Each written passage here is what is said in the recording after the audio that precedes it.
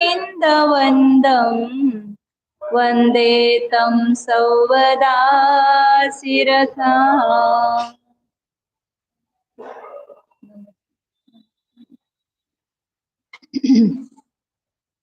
गाथा तो आपने पढ़ ली ना। हाँ, कल अपन ने काल द्रव्य का वर्णन देखा था। काल द्रव्य किसको कहते हैं अमिता? हाँ हाँ हाँ, काल द्रव्य म्हणतात। हाँ? काल द्रव्य के कितने भेद किए? हाँ, ऐसे द्रव्य के भेद नहीं, वो काल के दो भेद है। कौन से? और व्यवहार काल।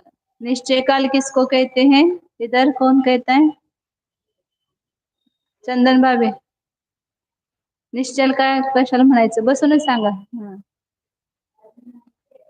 काल नव्हता अगोदर, कसे जर झाला असेल की। निश्चय काल किसको कहते हैं? पीछे कौन बताते हैं? हाँ, वर्तना लक्षण वाल्या जो एक काल द्रव्य आहे त्यालाच निश्चय काल म्हणतात। वर्तना जिसका लक्षण है, ऐसे जो लोकाकाश के एक एक प्रदेश पर स्थित कालाणु है उसको ही निश्चय काल कहते हैं, त्याला निश्चय काल म्हणतात। आणि व्यवहार काल कशाला म्हणतात? हाँ हाँ, जोर से। हाँ, परत्व याला व्यवहार काल म्हणतात। काल द्रव्य की सामान्य कहेंगे तो काल द्रव्य की जो पर्याय है, समय, घटिका, मुहूर्त वगैरह, इसको व्यवहार काल कहते हैं। और जो वर्तना लक्षण वाला वो काल द्रव्य है वह निश्चय काल है। काल द्रव्य सबके परिणमन में निमित्त है।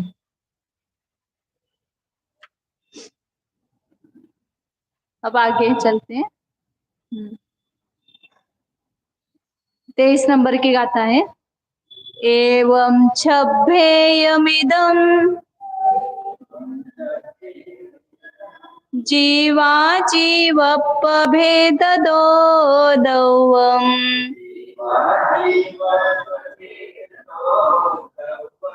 उत्तम काल विचुत्तम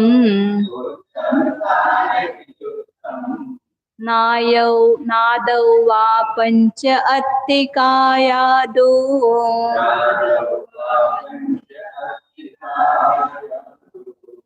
एवं छभ्येयमिदं जीवा जीवपभेददो।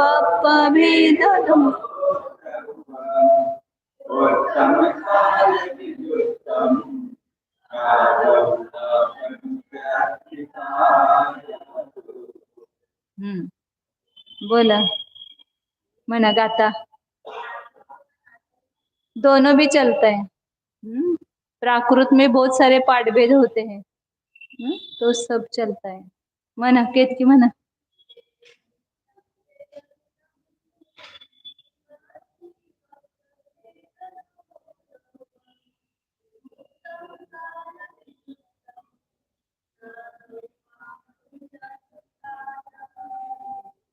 तमन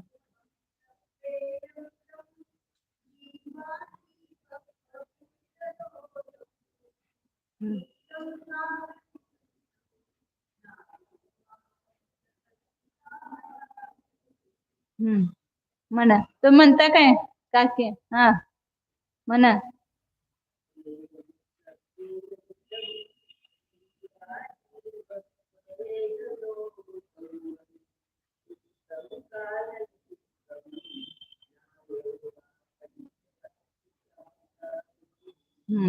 ठीक है। एवं छब्बेयमिदम, एवं इस प्रकार।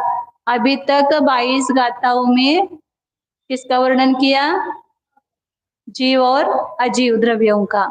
पहले 14 गाथाओं में जीव द्रव्य का वर्णन किया, मतलब पहली गाथा छोड़ करके 13 गाथाओं में जीव द्रव्य का वर्णन किया।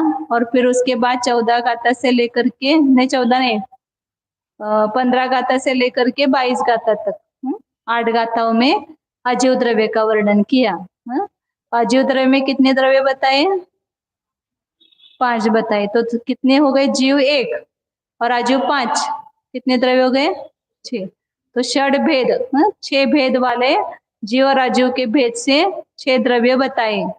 अब इस 6 द्रव्यों में से ही उत्तम काल विजुत्तम पंच अत्तिकाया नादव्वा, उन षड द्रव्य को ही उसमें से काल निकाल दो, काल द्रव्य, तो शेष कितने बचे?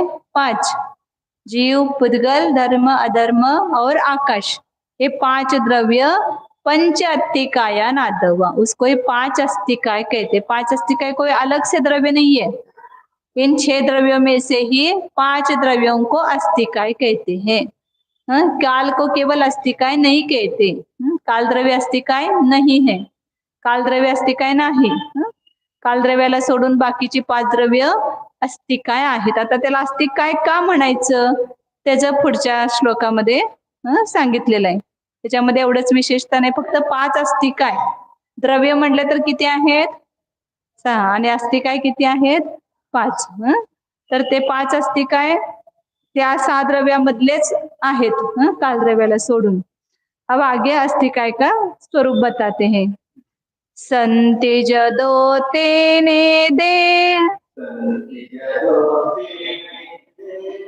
अथित्ति भणन्ति जिनवरा जम्मा,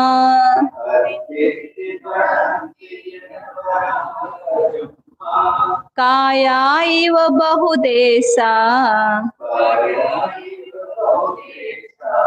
तम्मा कायाय अत्तिकायाय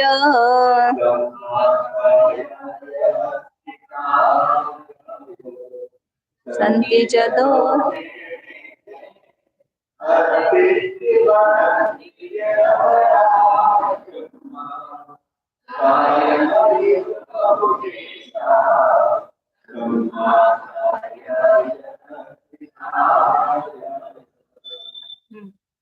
पीछे दूसरी लाइन में बोलो।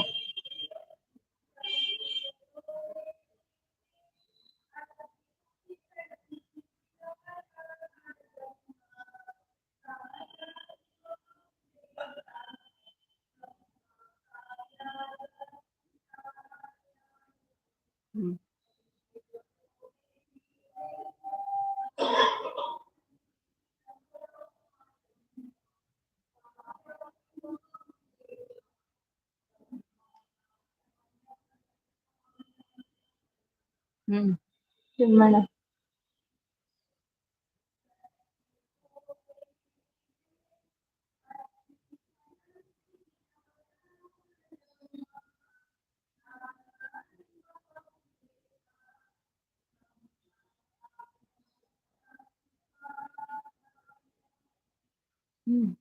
तुम्ही म्हणा फातिमा। हा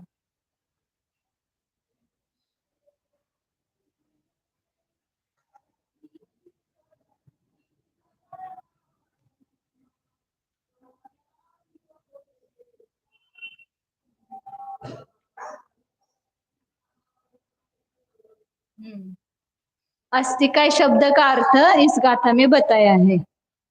अस्थि, अस्थि संस्कृत पढ़ते ना, उसमें अस धातु होता है, उसको रूप चलाते तो अस्ति स्तः संति, असि स्तः स्थ, अस्मि स्वः स्मः, ऐसे रूप चलते हैं। वहां अस्थि का अर्थ क्या होता है? वह है, नहीं अस्थि का अर्थ है, ऐसा होता है। तो जिस कारण से जदो संति, ये द्रव्य है, सभी द्रव्यों का अस्तित्व है कि नहीं है?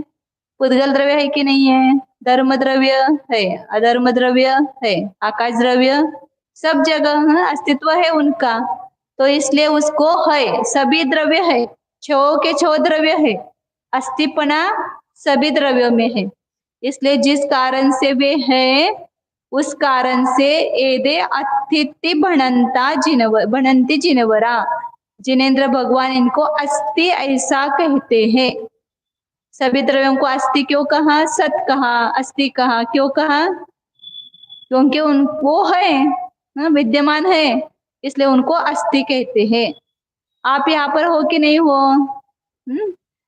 कोई आता है ना रात में, दरवाजा खटखटाता है तो बोलते कौन है? तो क्या बोलता है?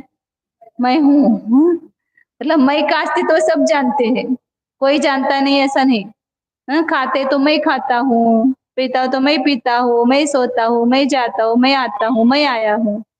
तो अस्तित्व सभी जीवों में भी है, सभी पुद्गलों में। पुद्गल अपने अस्तित्व का अनुभव नहीं करते, खाली जीव अनुभव करता है। हाँ, तो जीव में कितना श्रेष्ठ गुण है। पुद्गल तो बेचारे जड़ अचेतन है, वे अपने अस्तित्व को जानते भी नहीं है। इतने बड़े बड़े आलिशान क्या कितने पुद्गल की रचना है। मेरू पर्वत जानता है क्या मैं मेरू पर्वत हूँ? कुतुब मीनार जानता है क्या मैं कुतुब मीनार हूँ? लेकिन जीव जानता है कि वो कुतुब मीनार है। हाँ? तो अनुभव केवल एक जीव द्रव्य में है, लेकिन अस्तित्व सभी द्रव्यों में है। हाँ, अस्थि मतलब है पना, क्योंकि है के बिना वो द्रव्य कैसे रहेंगे। तो इसलिए जिस कारण से वे है, उस कारण से ये अस्थि, इस प्रकार जिनेन्द्र भगवान कहते हैं। तो अस्थि का अर्थ क्या हो गया? है। हम्म। मतलब उसका अस्तित्व, वर्तमान मतलब विद्यमान होना, उसको अस्थि कहते हैं। और जम्मा काया एव बहुत ऐसा, जिस कारण से काय के समान मतलब शरीर के समान, काय मतलब शरीर होता है अर्थ, मन वचन काय करते हैं ना अपन, तो काय शब्द का अर्थ क्या होता है? शरीर। तो शरीर एक परमाणु से बनता है क्या? दो परमाणु से, तीन परमाणु से नहीं बनता है। तो अनंत अनंत परमाणुओं से शरीर बनता है, मतलब एक दो प्रदेशों से शरीर बनता नहीं है। इसलिए बहुत शरीर के समान बहुत प्रदेशी है, इसलिए क्या कहते हैं उनको? काय कहते हैं। तो काय का अर्थ लेना बहुत प्रदेश।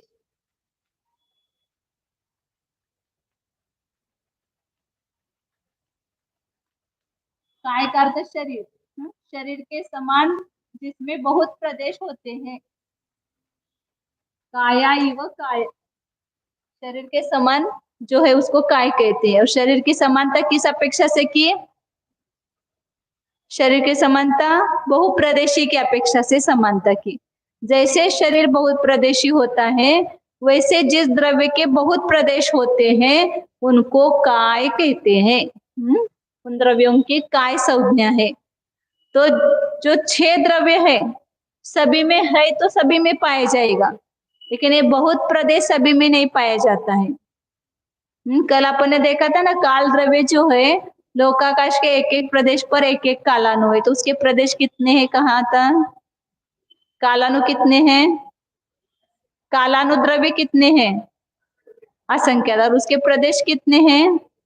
एक काल द्रव्य का एक प्रदेश, जैसे एक पुद्गल परमाणु का एक ही प्रदेश होता है, ऐसे एक काल द्रव्य का एक ही प्रदेश होता है। इसलिए काल द्रव्य में कायपना नहीं है, अस्थिपना तो है क्योंकि द्रव्य है वह, लेकिन कायपना नहीं है, बहुत प्रदेशीपना नहीं है, इसलिए उसको अस्थि काय नहीं कहते हैं। अस्थि सहित काय होना चाहिए तो ही उसको अस्थि काय कहेंगे। तो जिसमें विद्यमानता हो करके बहुप्रदेशीपना है उसको ही अस्थिकाय कहते हैं। लेकिन काल द्रव्य में अब आगे बताएंगे। यहाँ पर केवल अस्थिकाय का स्वभाव बताया कि अस्थिकाय शब्द का अर्थ क्या है। मराठीत ज्या अर्थी हे द्रव्य आहेत,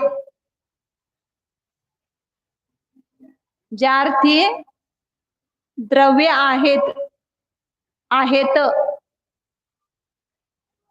त्या अर्थी त्यांना अस्थि म्हणतात,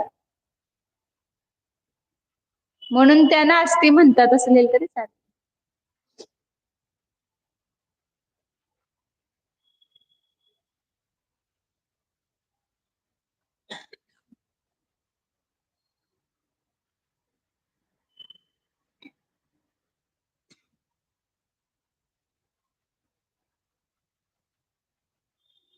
आणि ज्या कारणामुळे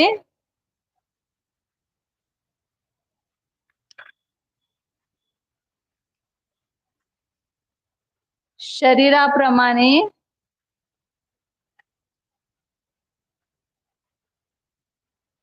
बहुप्रदेशीय आहेत,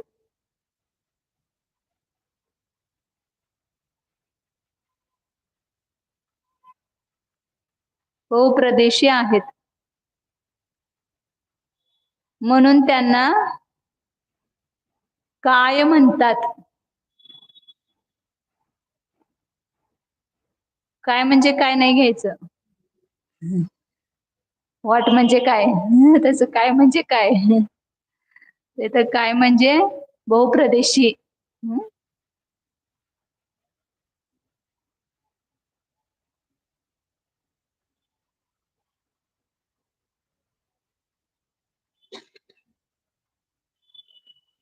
कालद्रव्याला पण प्रदेश आहे. प्रदेशाशिवाय द्रव्य नाही.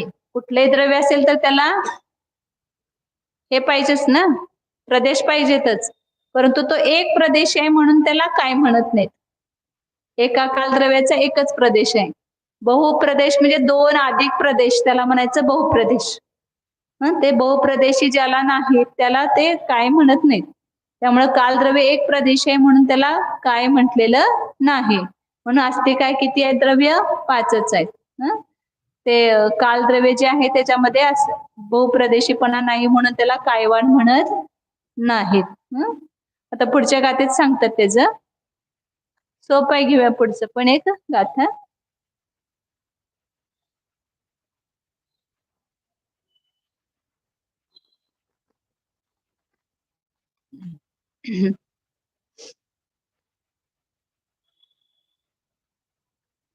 कोणती असंख्या जीवे धम्माधम्मे अनंत आयासे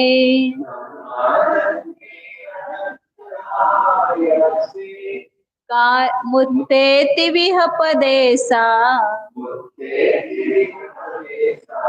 कालसे गोनतेन सो काओ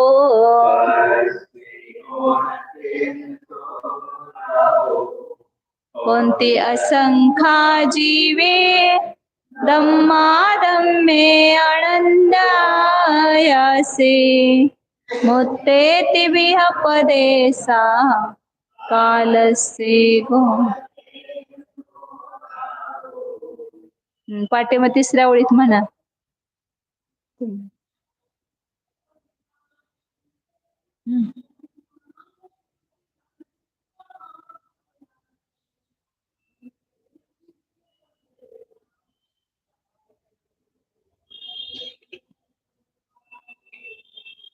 तुमच्या जवळ म्हणता काय म्हणा.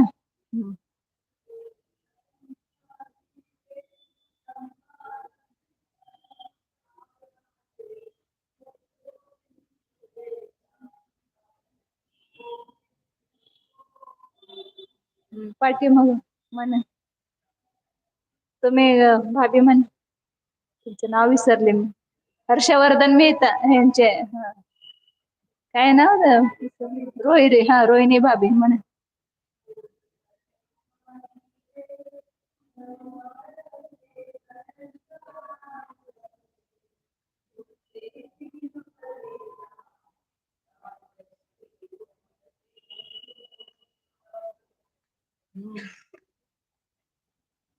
काय सांगते आता? काय का अर्थ क्या किया कि जिसके बहुत प्रदेश होते हैं उसको कायवान कहते हैं. जिसमें एक से ज्यादा बहुत मतलब प्रदेश होते हैं उसको कायवान कहते हैं. तो कौन कौन से द्रव्य में कितने प्रदेश हैं ये देखेंगे तो समझ में आएगा कि कौन द्रव्य कायवान है और कोई कौन नहीं है. ये पता चलेगा. तो प्रत्येक द्रव्य के कितने प्रदेश है वो यहाँ पर बता रहे हैं. कोणती असंख्या जीवे, जीव में कितने प्रदेश है? असंख्यात. कौन सा असंख्यात लेना? असंख्यात के भी असंख्यात भेद है. कौन सा असंख्यात लेना? यहाँ पर लोकाकाश के जितने प्रदेश है. लोकाकाश अपन जो 3 लोक का नक्शा निकालते हैं उसके जितने असंख्यात प्रदेश, असंख्याता संख्यात है वो 3रे प्रकार का असंख्यात है. तो उतने प्रदेश, असंख्यात सामान्य रूप से बोला जाता है लेकिन उस असंख्यात में कौन सा असंख्यात लेना? तो बड़ा असंख्यात है वो, असंख्याता संख्यात. इतने लोकाकाश के प्रदेश है उतने एक जीव के प्रदेश है. सभी जीवों के मिलकर के नहीं, एक एक जीव के लेना. फिर धम्माधम में धर्म और अधर्म द्रव्य में भी कितने प्रदेश है? असंख्यात. तीनों के समान.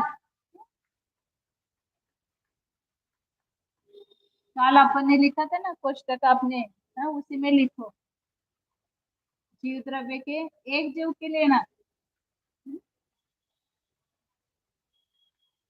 धर्म द्रव्य तो एक ही है, अधर्म द्रव्य कितने हैं? एक ही है, पूरे विश्व में एक ही धर्म द्रव्य और एक ही अधर्म द्रव्य है। तो उसके भी कितने प्रदेश हैं? जितने एक जीव के हैं उतने ही असंख्यात है। पूर्ण लोकाकाश में फैला हुआ है ना धर्म द्रव्य अधर्म द्रव्य, तो लोकाकाश के भी जितने प्रदेश है उतने ही धर्म द्रव्य के हैं, उतने ही अधर्म द्रव्य के हैं, और एक जीव के भी उतने ही प्रदेश है। लेकिन एक जीव में उतने ही प्रदेश होने पर भी जीव इतने छोटी जगह में रहता है, तो उसके प्रदेश क्या होते हैं? संकुचित होते हैं, दीपक के समान। जैसे पहले भी आया था ना अपन ने शरीर प्रमाण देखा था, तो उस समय अनुगुरु देह पमानो व संहारप सपदो चेदा, आत्मा संकोच विस्तार शक्ति के कारण छोटे बड़े शरीर प्रमाण रहता है। वही आत्मा कभी फैलता है कभी संकुचित होता है, ये तो हमेशा होता रहता है। जैसा भी शरीर बड़ा होगा तो बढ़ता जाएगा, लेकिन प्रदेश नहीं बढ़ेंगे, प्रदेश उतने ही रहेंगे, फैलेंगे केवल, और वे प्रदेश संकुचित होंगे। जैसे स्पंज है, फैलाते तो इतना बड़ा हो जाता है और उसको संकुचित करते तो, कपास लेते हैं ना अपन, कपास को फैलाओ तो इतना होता है, उसको संकुचित करो तो इतनी मुट्ठी में आ जाएगा, रबर वगैरह। तो जिस प्रकार आत्मा के प्रदेश भी असंख्यात लोक प्रमाण असंख्यात होने पर भी संकुचित होकर के उस छोटे बड़े शरीर में रहता है। पूरा लोकाकाश प्रमाण कब होता है?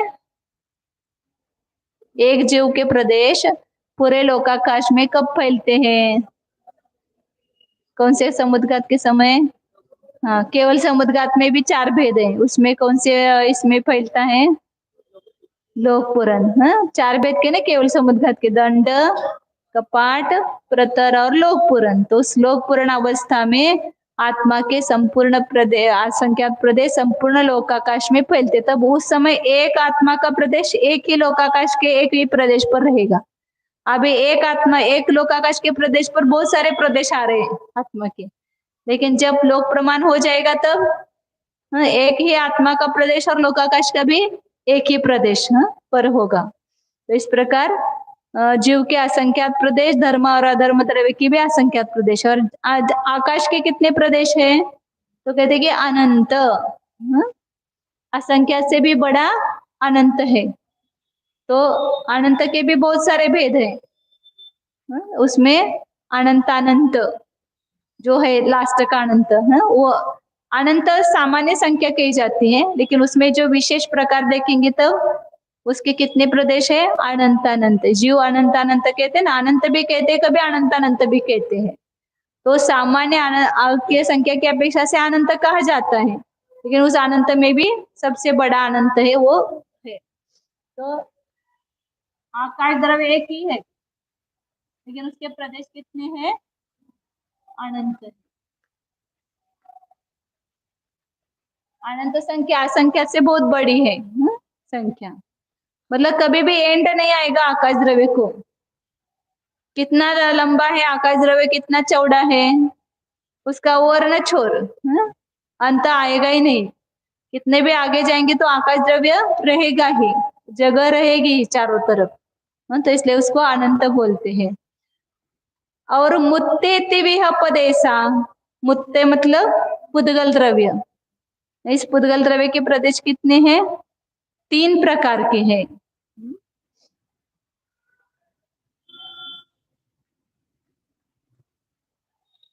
संख्यात, असंख्यात, संख्यात असंख्यात और अनंत, 3 प्रकार के प्रदेश।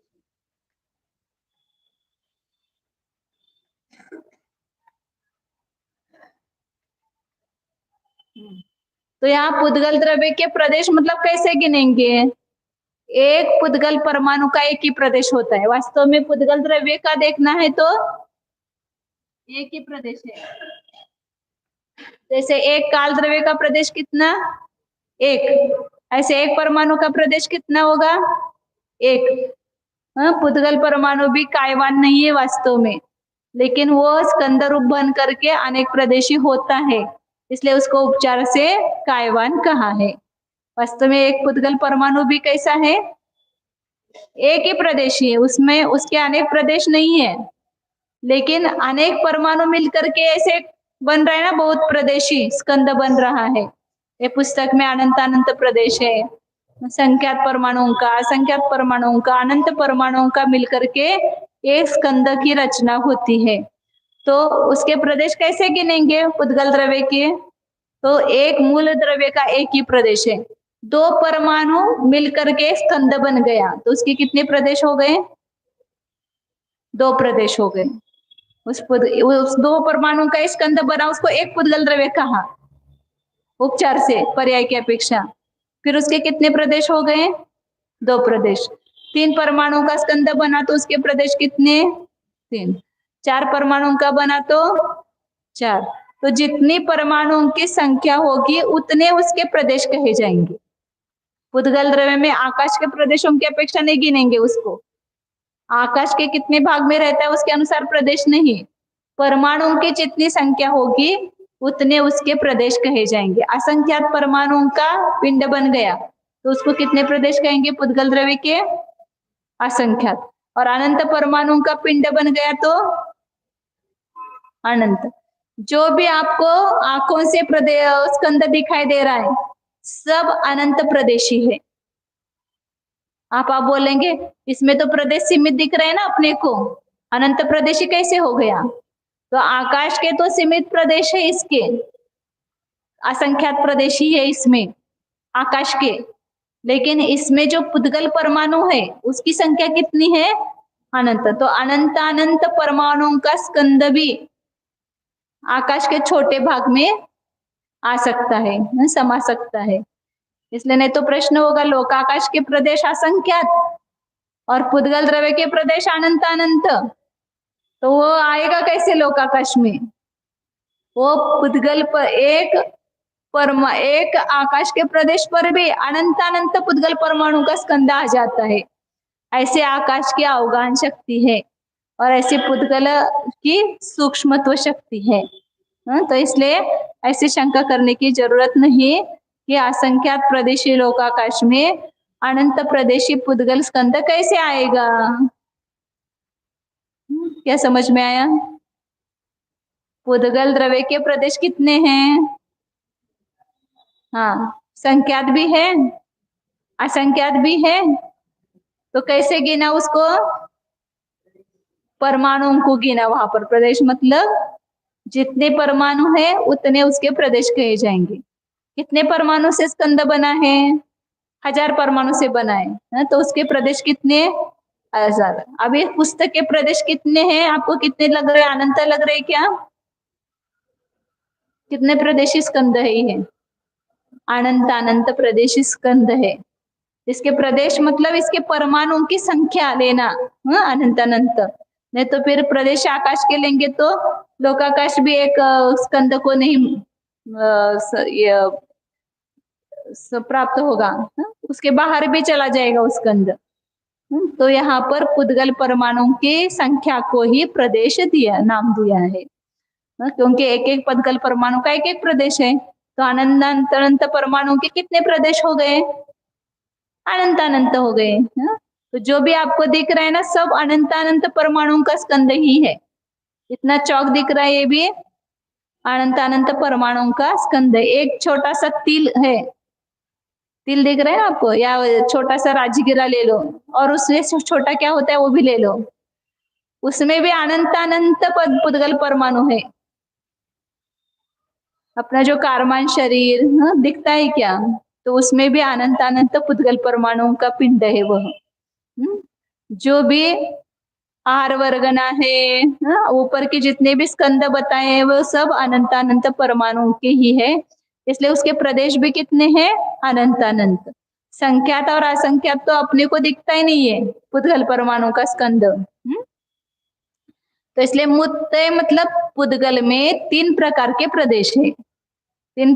पुद्गल द्रव्य का तो एक प्रदेश, ये ध्यान रखना, लेकिन पुद्गल द्रव्य के स्कंद की अपेक्षा से जो अनेक पुद्गल परमाणु का पिंड बना है उसकी अपेक्षा से 3 प्रकार के प्रदेश हो गए। कौन से?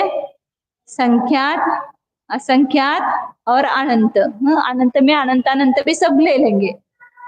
तो यहाँ क्या बता रही थी मैं, मतलब ये पुद्गल परमाणुओं की संख्या की अपेक्षा से प्रदेश बताइए, लेकिन संख्यात, असंख्यात और अनंतानंत पुद्गल परमाणुओं का आकाश में कितने आकाश में अवस्थान होगा, तो उसका एक प्रदेश से लेकर के असंख्यात प्रदेश तक उसका अवस्थान हो सकता है। मतलब जैसे संख्यात परमाणु का स्कंद बन गया, 2 परमाणु का स्कंद हो गया, कितने आकाश के प्रदेश में आएगा? वो एक पर भी आ सकता है। एक आकाश के प्रदेश में भी 2 परमाणु का स्कंद बैठ सकता है, अवगान शक्ति है, या 2 प्रदेश भी ले सकता है। 3 प्रदेशी परमाणु का स्कंद एक पर भी आ सकता है, 2 पर भी आ सकता है और 3 पर भी आ सकता है। ऐसे 4 परमाणु का स्कंद है, वो भी 1, 2, 3 और 4, जितने परमाणुओं तक है उतने ले लो, लेकिन आगे वैसा नहीं जाना, क्योंकि अनंत परमाणु के स्कंद के लिए अनंत प्रदेश कहेंगे अपन, तो लोकाकाश के बाहर जाना पड़ेगा। लोकाकाश के असंख्यात प्रदेश में ही सब पुद्गल परमाणु के स्कंद है, इसलिए एक से लेकर के अधिक अधिक प्रदेश भी उसके हो सकते हैं। मतलब प्रदेश उसके कितने हैं और वो लोकाकाश के कितने भाग में आता है, ये 2 बातें अलग है। ये अनंत प्रदेश किस अपेक्षा से गिनाए? पुद्गल के प्रदेश किस अपेक्षा से गिनाए अपन ने? परमाणुओं की संख्या की अपेक्षा से। लोकाकाश के प्रदेशों की अपेक्षा नहीं। परमाणुओं की कितनी संख्या है उतने प्रदेशी वो स्कंद है। अनंत अनंत परमाणुओं का मिलकर के एक बना है, तो उसके प्रदेश कितने? अनंत। लेकिन वो लोकाकाश के अनंत प्रदेश नहीं लेना, ये मैं बता रहा हूँ, क्योंकि लोकाकाश के प्रदेश कितने हैं? कितने हैं? असंख्य। यदि लोकाकाश के प्रदेश लेंगे तो वो आएगा क्या स्कंद उसमें? अनंत प्रदेश स्कंद नहीं आएगा, उसके बाहर जाएगा ना। यदि अपन ये अनंत प्रदेश लोकाकाश के लेंगे तो वो स्कंद आएगा ही नहीं लोकाकाश इसमें। तो इसलिए इतना समझना कि पुद्गल के प्रदेश उसके परमाणुओं की संख्या की अपेक्षा से बताए हैं। तीसरा अब कौन रह गया? काल द्रव्य। काल द्रव्य के कितने प्रदेश हैं? एगो। कालस्य एगो, काल द्रव्य का एक ही प्रदेश है।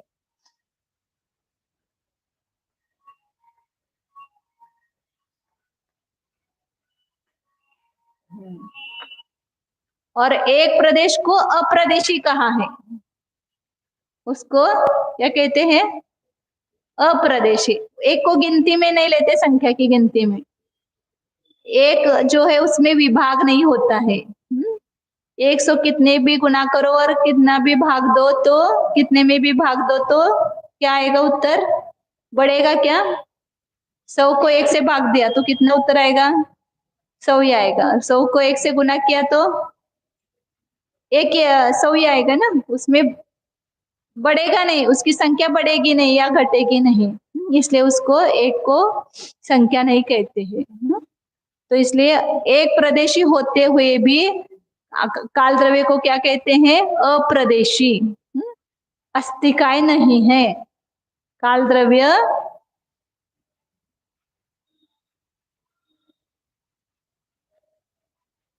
अपने प्रदेश है क्या? कौन से प्रदेश है अपने? ये दिखाई दे रहे शरीर के प्रदेश, ये अपने है क्या? ये तो पुद्गल परमाणुओं के प्रदेश है। इसमें जो चैतन्य है उसके जो प्रदेश है वे जीव के प्रदेश है। अपन अपने घर को जानते ही नहीं है। अपना घर कौन सा है? ये शरीर अपना घर है क्या? ये बाहर का घर जिस घर में हम रहते हैं, वो भी पुद्गल परमाणु का पिंड है, और ये शरीर भी पुद्गल परमाणु का पिंड है। तो ये अपने प्रदेश नहीं है। इसमें जो चैतन्यमय प्रदेश है, चैतन्य बिना प्रदेश के है क्या? अपने ज्ञान सुख सब गुण कहाँ रहते हैं? कहाँ रहते? शरीर में। अपने असंख्यात प्रदेश में रहते हैं। अनंत अनंत गुण जीव के असंख्यात प्रदेश में रहते हैं, तो इसलिए जीव का भी अस्तित्व है। हाँ, वो जीव भी बहुप्रदेशी है, असंख्यात प्रदेशी है, तो उसका स्वतंत्र अस्तित्व समझ में आता है। तो यहाँ पर वो असंख्यात प्रदेश इस शरीर में ही अवगाहित हो गए हैं। जहाँ शरीर है वहीं पर आत्मा के प्रदेश है, इसलिए अपने को ये शरीर के प्रदेश या अपने प्रदेश लगते हैं। वास्तव में ये सब जो दिखाई दे रहा है ना, यही पर जीव के भी प्रदेश स्थित है, लेकिन अमूर्तिक होने से अपने को अभी यहाँ किया तो आपको दर्द होता है कि नहीं, या उसकी जाणीव जाणीव ज्याला म्हणतो होते नाही का होते जाणीव, तिथे जीवाचे प्रदेश आहेत म्हणून जाणीव होते। लकवा मारतो, पैरालिसिस हो जाता है, वो जीव के प्रदेश क्या हो जाते हैं, उसमें से संकुचित हो जाते हैं, तो लूला हो जाता है ना हाथ, तो वहां पर क्यों सेंसेशन नहीं होता है, क्योंकि वहां जीव के प्रदेश नहीं है, इसलिए उसको सेंसेशन नहीं होता है। या जो हाथ टूट के गिर गए समझो, तो उस हाथ में प्रदेश नहीं है, तो उसमें कोई भी आप ये करेंगे तो उसकी सेंसेशन नहीं होगा उसका। क्यों? क्योंकि उसमें जीव के चैतन्य प्रदेश नहीं है। यहाँ चैतन्य प्रदेश है सब जगह, इसके अंदर बाहर सब, तो इसलिए वहां पर अपने को क्या होता है, एहसास होता है, जानिव होती है। तो इसलिए आचार्य कहते कि अपने अमूर्तिक असंख्यात प्रदेश है और उसमें ही अपने अनंत गुण रहते हैं, इसलिए अपने असंख्यात प्रदेश वो अपना घर है और उसमें अनंत गुण ही अपना उस घर का वैभव है, लेकिन उसको हम भूले हुए हैं। बाहर के प्रदेश तो दिखाई दे रहे शरीर के, बाहर के सब सोना चांदी कपड़ा के, लेकिन अपने आत्मा के प्रदेश अपने को महसूस नहीं होते हैं। लेकिन उसका यदि अपन महसूस करना चाहे तो हो सकता है। जब अपन ध्यान में बैठते हैं तो वहां पर शरीर से भिन्न ये चैतन्य प्रदेशी चैतन्य स्वरूपी आत्मा है ऐसा जब कहते हैं, तो चैतन्य कहाँ पर है, शरीर में है क्या? जब जीव निकल जाता है तो जीव ये शरीर शव रूप से पड़ा रहता है, उसमें कुछ चेतना है क्या? तो जब चेतना इसमें थी तो वहां पर वो चेतना अलग थी ना उस शरीर में रहते हुए भी, इसलिए वो अलग हुई। तो इसलिए समझना कि जीव के प्रदेश कितने हैं, असंख्यात है, और वो प्रत्येक जीव के एक एक जीव के स्वतंत्र असंख्यात प्रदेश है। जीव कितने हैं? अनंत अनंत, लेकिन एक एक जीव के प्रदेश कितने हैं? जितने लोक के असंख्यात है उतने ही तीनों के चारों के प्रदेश समान समझना। चारों के मतलब किन किन किन के आएंगे? एक जीव, धर्म द्रव्य, अधर्म द्रव्य और आकाश खाली नहीं बोलना, लोक आकाश बोलना।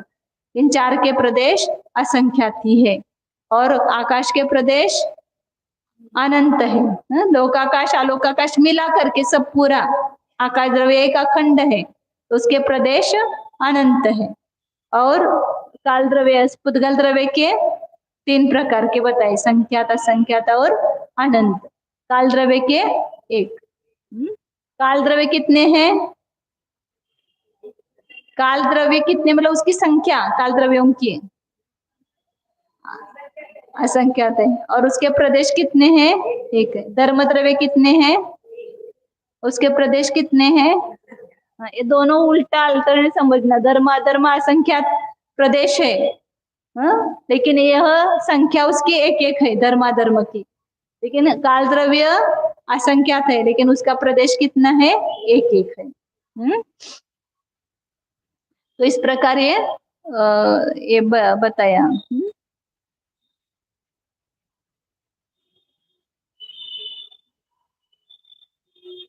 अब आगे कितने 25 हो गए ना बात आपने? हाँ, अभी 2 रह गई खाली। इसमें अब आगे प्रश्न किया है, लेना कि बस कर एक लो कि पुद्गल द्रव्य एक प्रदेशी है। वास्तव में द्रव्य अपेक्षा से देखेंगे तो ये अनेक द्रव्यों को मिला करके हमने संख्यात असंख्यात अनंत कहे, तो इसको काल द्रव्य कायवान कहा पुद्गल द्रव्य को, लेकिन काल को कायवान नहीं कहा। तो इसका क्या कारण है? पुद्गल परमाणु एक प्रदेशी होते हुए भी उसको कायपना है और काल द्रव्य में कायपना नहीं है। काय का अर्थ क्या किया? बहुप्रदेशी। बहुप्रदेशी को काय कहते हैं। तो पुद्गल द्रव्य को तो काय में लिया, उसका एक प्रदेश होते हुए भी, और काल द्रव्य के साथ अन्याय किया। उसके एक प्रदेश है तो उसको अस्थिकाय नहीं कहा, और इसके एक होते हुए भी इसको अस्थिकाय कह रहे। तो ऐसा क्यों किया? तो उसका यहाँ पर कारण देते हैं 26 नंबर की गाथा में। एय पदे सो वि अणु नाना खंड पदे सदो होदी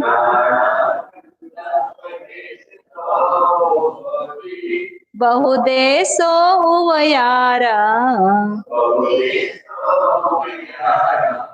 ते नयकाओ भणन्ति सौवह्नु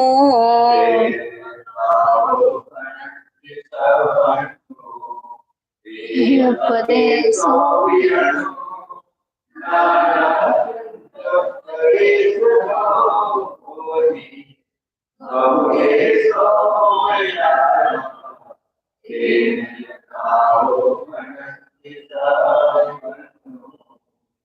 पाठीमाग साक्षी म्हणा.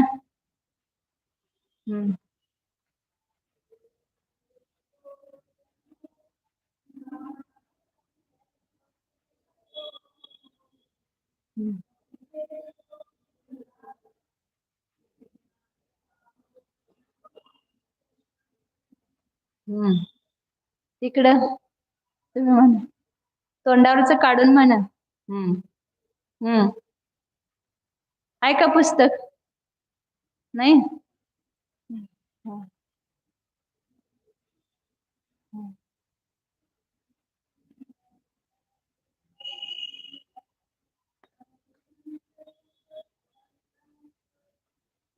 काय म्हणता? आम्हाला ऐकू येत नाही. पाठीमा म्हणा निशा भाभी.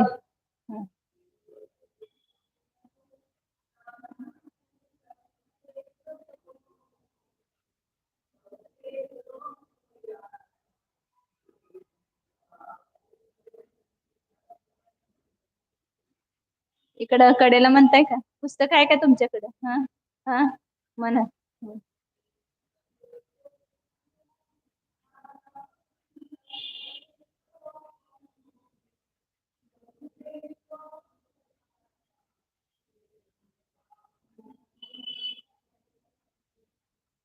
तिकडे म्हणतात काय भाभी? त्यांना विचारा.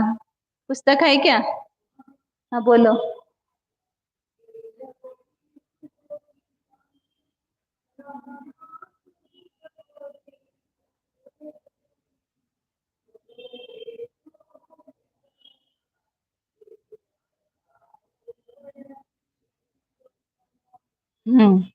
एय पदेशो वि अणु. अणु कितने प्रदेशी है? कालाणु, परमाणु और एक प्रदेश, सब समान है. तो एक प्रदेशी होता हुआ अणु और कालाणु, पुद्गल परमाणु और कालाणु अलग अलग है. काल द्रव्य अमूर्तिक है, पुद्गल कैसा है? मूर्तिक है, इसलिए दो अणु अलग है. एक करना नहीं करना उसको. तो वो अणु मतलब पुद्गल परमाणु एक प्रदेशी होता हुआ भी उसको नाना खंड पदेश दो उवयारा बहुदेशो होदी. नाना प्रकार के स्कंदों के प्रदेश की अपेक्षा से, मतलब वही पुद्गल परमाणु जब स्कंद में चला जाता है तो वह कैसा हो जाता है? बहुप्रदेशी. उसको उपचार से कहा गया है. स्कंद रूप हो सकता है, मतलब पुद्गल परमाणु को शक्ति की अपेक्षा से बहुप्रदेशी कहेंगे. उसमें स्कंद में मिलकर के बहुप्रदेशी होने की शक्ति है. और जब स्कंद बना तो वहां पर व्यक्त रूप से पुद्गल के कितने प्रदेश हो गए?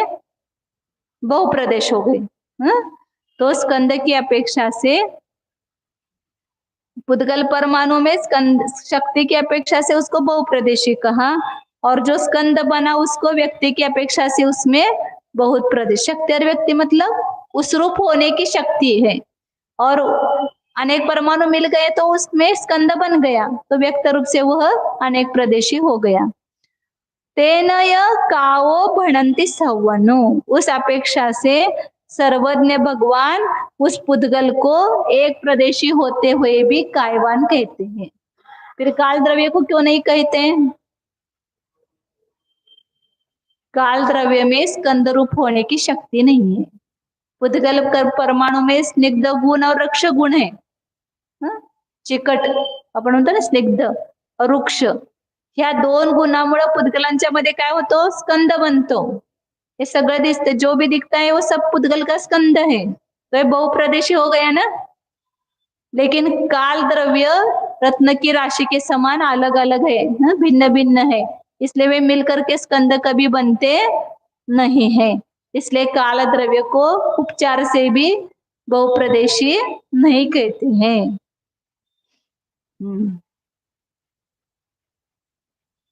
तो इस प्रकार सब द्रव्यों के प्रदेश जाने, इससे लाभ क्या है अपने को?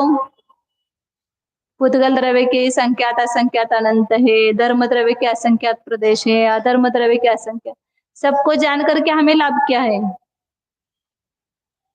क्या फायदा? हमें भेद विज्ञान करना है।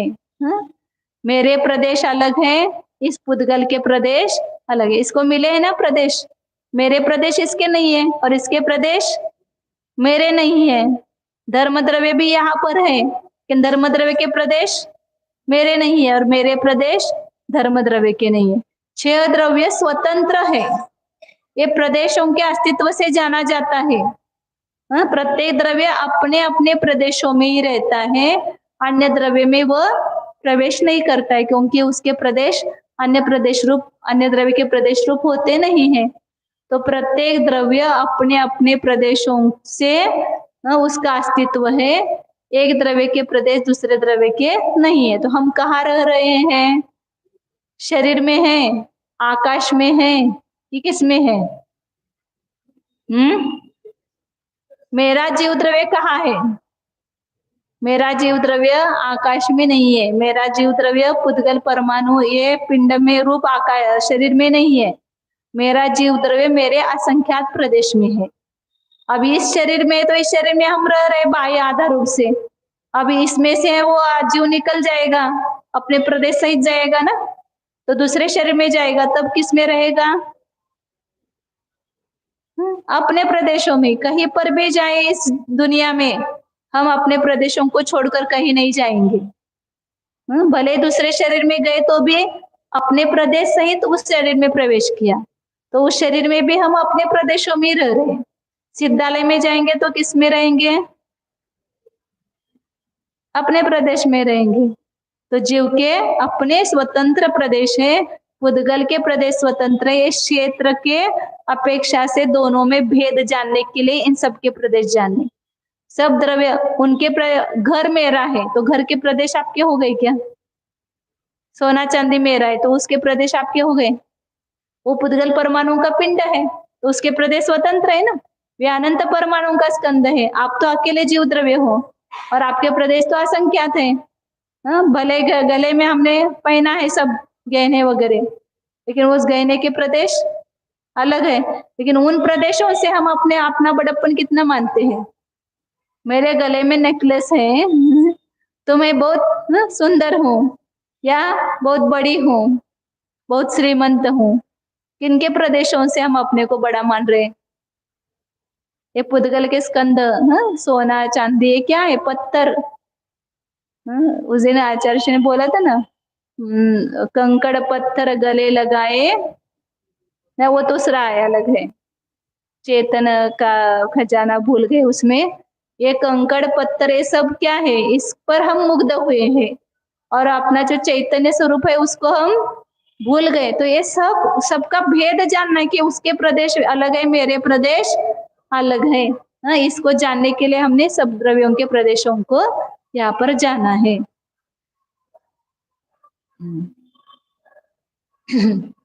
जानिए, यह मैं शुद्ध चैतन्यमय है।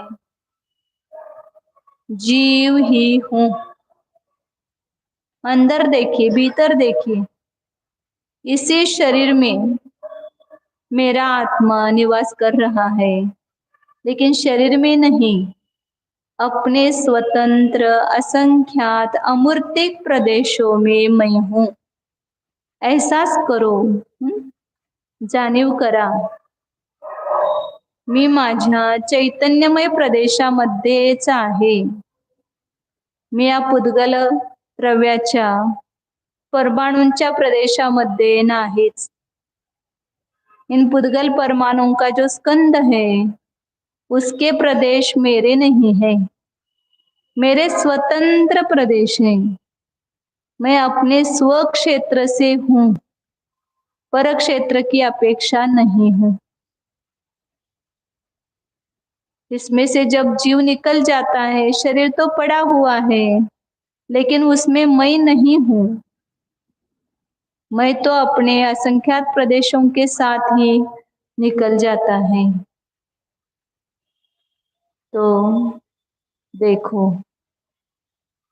मैं जीव ही हूं। मैं अनादि अनंत एक अखंड हूं। मैं अमूर्तिक असंख्यात प्रदेश में ही हूं।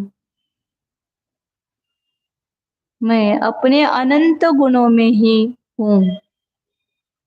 मुझ में अनंत गुण हैं।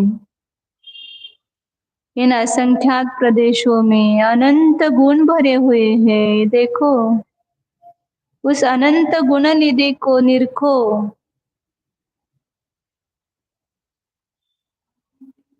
जहाँ रत्न की राशि पड़ी है, उसको देख करके कितने खुश होते हैं। उन रत्नों से भी अमूल्य ऐसे चैतन्य रत्न यहाँ पर विद्यमान है। उनको देखो, ज्ञान, दर्शन, सुख, चारित्र, प्रभुत्व, विभुत्व, ऐसे अनंत अनंत गुणों का यह मैं एक निधि हूं, अनंत गुण निधि हूं।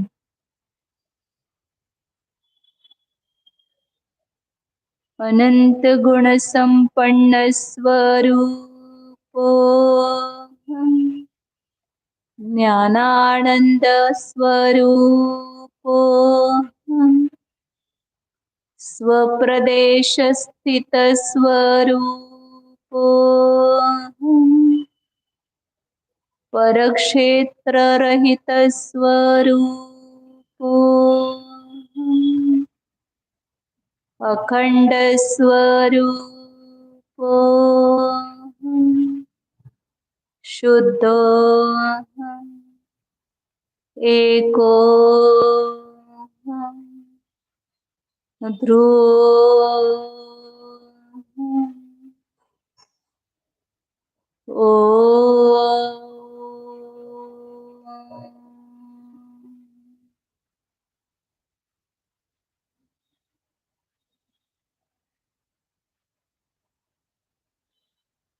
विसर्जन।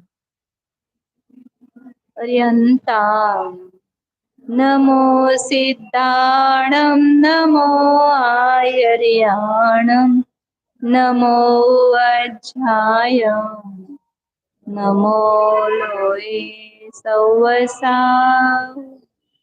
नमो अरिहंता नमो सिद्धाणं नमो आयर्याणं नमो वज्राय नमो लोये सौवसा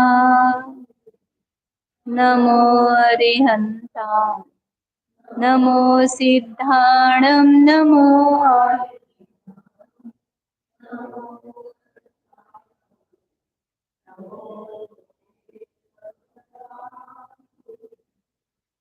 द्रव्य संग्रह का पहला अध्याय कल अपना समाप्त हो रहा है।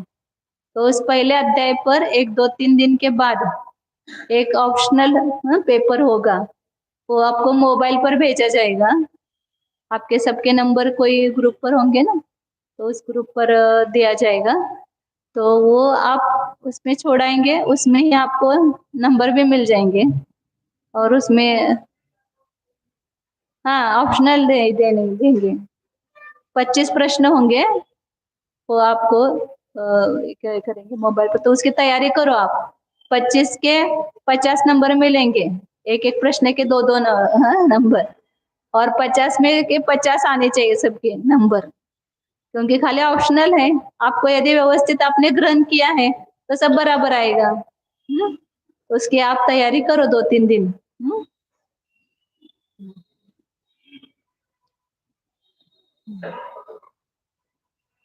बोल दी तुम्हारा अभी अपना तो हो गया, प्रतिष्ठा निष्ठापना हो गई इसकी, खाली चावनी के ज्ञान से चलो।